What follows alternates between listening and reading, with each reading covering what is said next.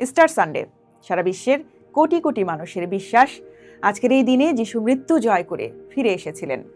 কিন্তু একজন ইতিহাসবিদের চোখে এই দাবিটি কেমন?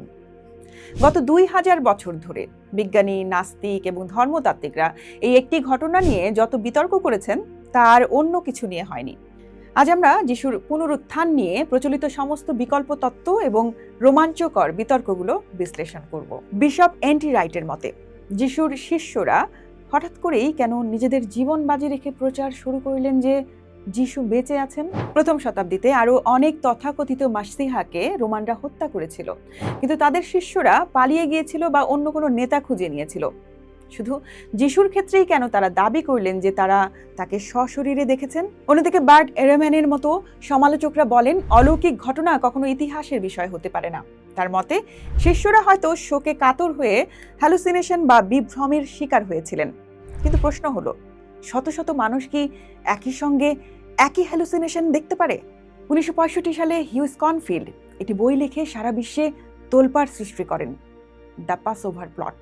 তার দাবি ছিল যিশু মারা যাননি, বরং তিনি নিজে একটি পরিকল্পনা করেছিলেন। ক্রুশে থাকা অবস্থায় তাকে এমন এক ড্রাগ মেশানো পানীয় দেয়া হয়েছিল যাতে তিনি অজ্ঞান হয়ে যান এবং সবাই তাকে মৃত মনে করে। পরিকল্পনা ছিল রাতে তাকে সমাধি থেকে বের করে সুস্থ করে তোলা হবে।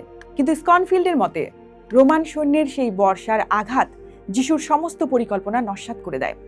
এটি কি আসলেই সম্ভব ছিল, নাকি এটি কেবল একটি আধুনিক ফিকশন? যিশুর মৃত্যু নিয়ে বিতর্ক কেবল খ্রিস্ট ধর্মের মধ্যেই সীমাবদ্ধ ছিল না। কুরআনের সূরা নিসা অনুযায়ী যিশুকে হত্যাও করা হয়নি, ক্রুশবিদ্ধও করা হয়নি, বরং বিষয়টি তাদের কাছে বিভ্রমাত্মক করা হয়েছিল। আধুনিক অনেক মুসলিম গবেষক একে প্রতিস্থাপন তত্ত্ব হিসেবে দেখেন। অন্যদিকে 1899 সালে মির্জা গোলাম আহমেদ এক চাঞ্চল্যকর দাবি করেন।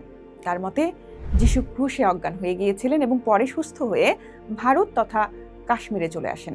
শ্রীনগরের রোজাবাল মাজারটি কি আসলেই যিশুর সমাধি?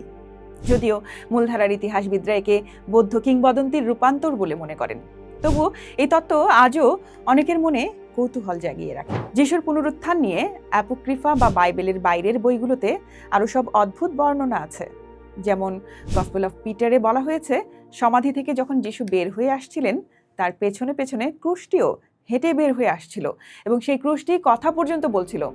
যদিও চার্চ এগুলোকে জাল বলে প্রত্যাখ্যান করেছে, কিন্তু এগুলো প্রমাণ করে যে যিশুর পুনরুত্থান নিয়ে শুরুর দিকে মানুষের কল্পনা কতভাবে ডালপালা মেলেছিল।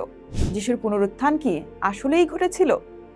বিজ্ঞান হয়তো কোনোদিনের চূড়ান্ত উত্তর দিতে পারবে না, কিন্তু একটি বিষয় নিশ্চিত, এই একটি দাবি পৃথিবীর ইতিহাসকে চিরতরে বদলে দিয়েছে। এটি কেবল একটি ধর্মের ভিত্তি নয়, বরং এটি মানুষের মৃত্যু ভয় জয় করার এবং নতুন জীবনের আশার প্রতীক।